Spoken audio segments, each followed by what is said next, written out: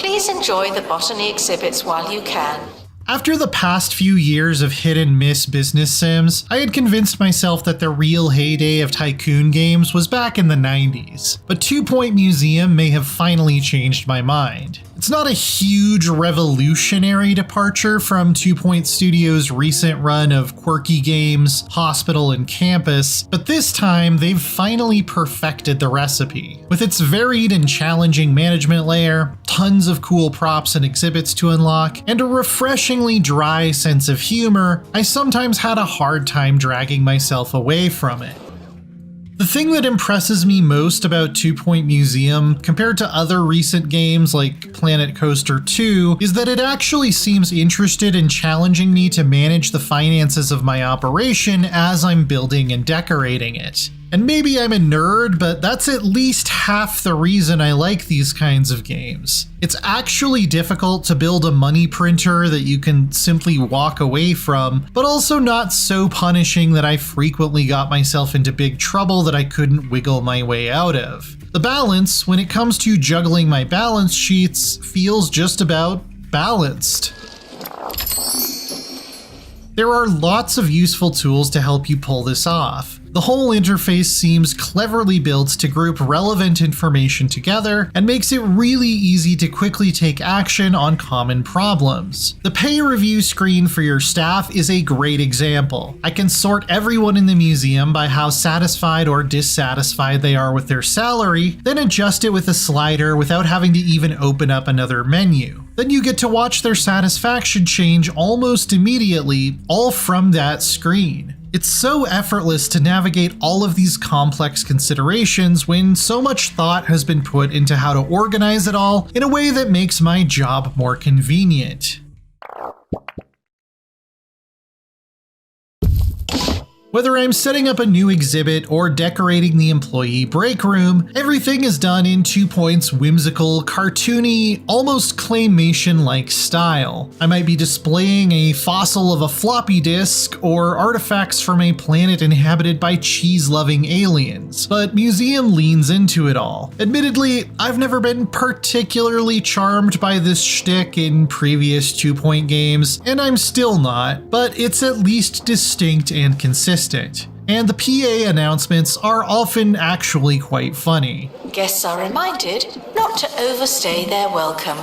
Some of you are getting awfully close. Thank you.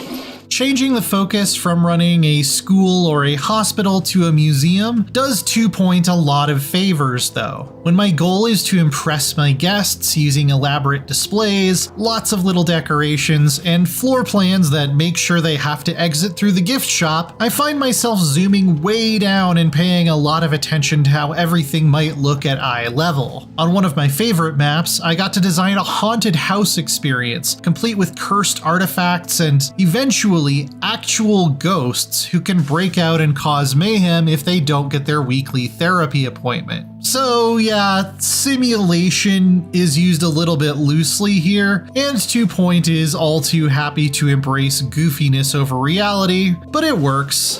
Spirit exhibits are feeling unhappy.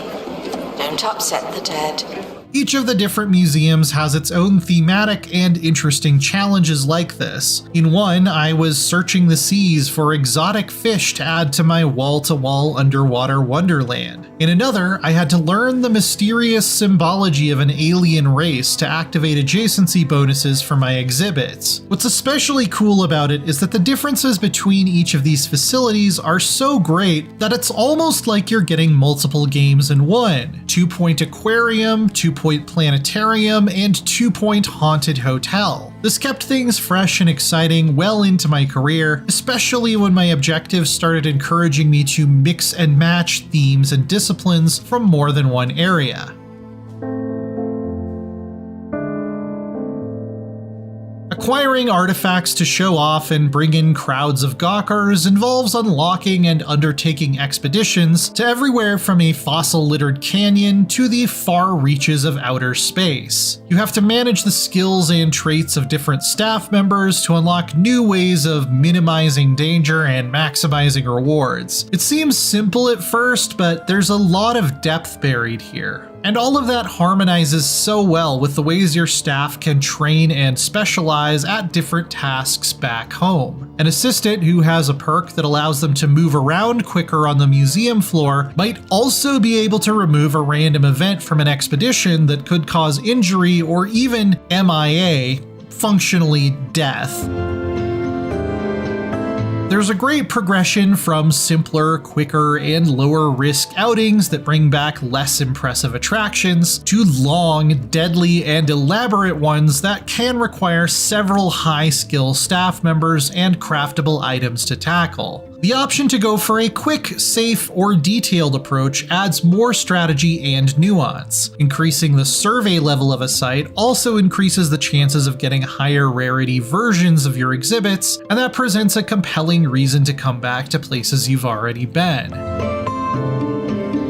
This further ties into the satisfying unlock system, in which breaking down copies of exhibits you already have will increase your knowledge level for that exhibit and make your museum more educational. And while general museum decorations are still unlocked with Kudosh, the achievement-based career currency making a return from 2 Point Hospital and Campus, specifically themed decorations for a science or space museum only come from studying artifacts from that theme. There's so much to unlock that I never felt like I hit a point where I wasn't being rewarded for my time, even after more than 40 hours. A thief has stolen an exhibit.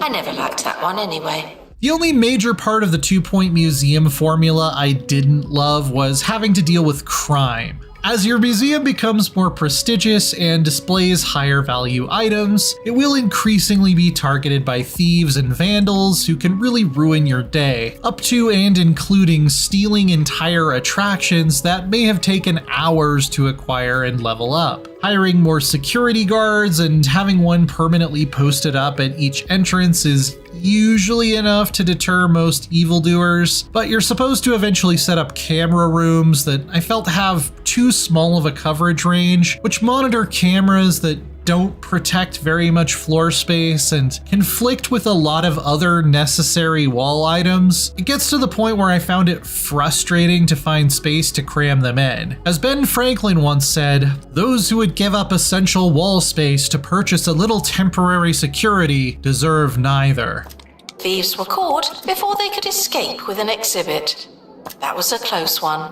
You can at least turn crime off in the sandbox mode, which features a lot of other difficulty customization as well. That's really nice for long-term play. This is also where you go if you want to run a museum that relies mostly on donations and grant money, and not even have to worry about charging an entry fee. There are settings for that as well. This is all set to a chill, vibey soundtrack that keeps me in the zone and jamming. It can vary from one map to the next, but it's always low-key, soothing, and upbeat.